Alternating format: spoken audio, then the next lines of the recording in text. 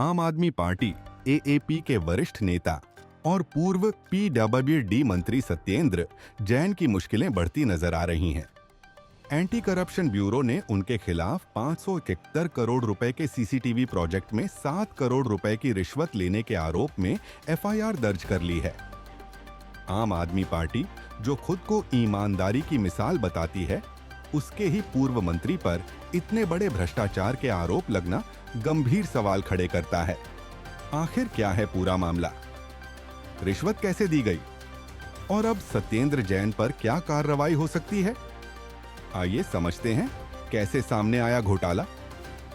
ACB को इस घोटाले की जानकारी सबसे पहले एक मीडिया रिपोर्ट से मिली।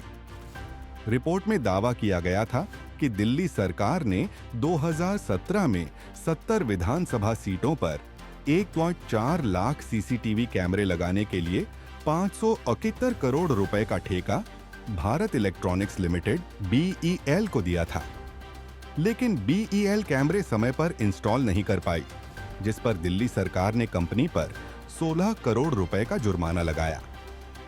आरोप है कि सत्येंद्र जैन ने 7 करोड़ रुपए की रिश्वत लेकर यह जुर्माना माफ कर दिया।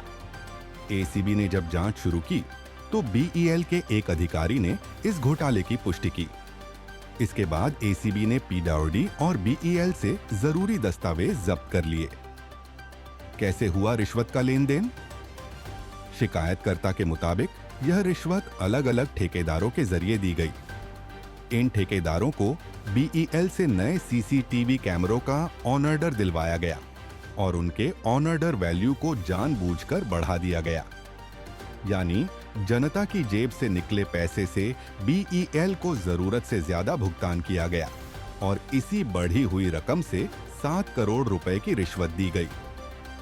एसीबी ने सत्येंद्र जैन के खिलाफ भ्रष्टाचार निवारण अधिनियम 1988 की धारा 7 और 13 8A तथा आईपीसी की धारा 1 और 20B के तहत मामला दर्ज किया है। गौरतलब है कि किसी मंत्री पर केस दर्ज करने के लिए सरकारी मंजूरी सेक्शन 17A पीओसी एक्ट जरूरी होती है। सरकार से हरी झंडी मिलने के बाद ही एसीबी ने एफआईआर दर्ज की। एसीबी अब इस बात की भी जांच कर रही है कि सीसीटीवी प्रोजेक्ट में और भी गड़बड़ियां हुई हैं या नहीं। शिकायत में कहा गया है कि कई कैमरे शुरू से ही खराब थे और उनकी क्वालिटी बेहद खराब थी। अगर यह सच साबित होता है तो मामला सिर्फ रिश्वत तक सीमित नहीं रहेगा, बल्कि पूरा प्रोजेक्ट ही भ्रष्टाचार की भेंट चढ़ चुका होगा। अब एसीबी इस मामले में पीडब्ल्यूडी और बीईएल के अधिकारियों की भूमिका की भी जांच करेगी। अगर आरोप साबित होते हैं तो सत्येंद्र जैन की गिरफ्तारी भी संभव है। एएपी सरकार हमेशा भ्रष्टाचार के खिलाफ जीरो टॉलरेंस नीति की बात करती रही है, लेकिन अब उसी पार्टी के एक वरिष्ठ नेता पर इतने बड़े घोटाले के आरोप लगे हैं।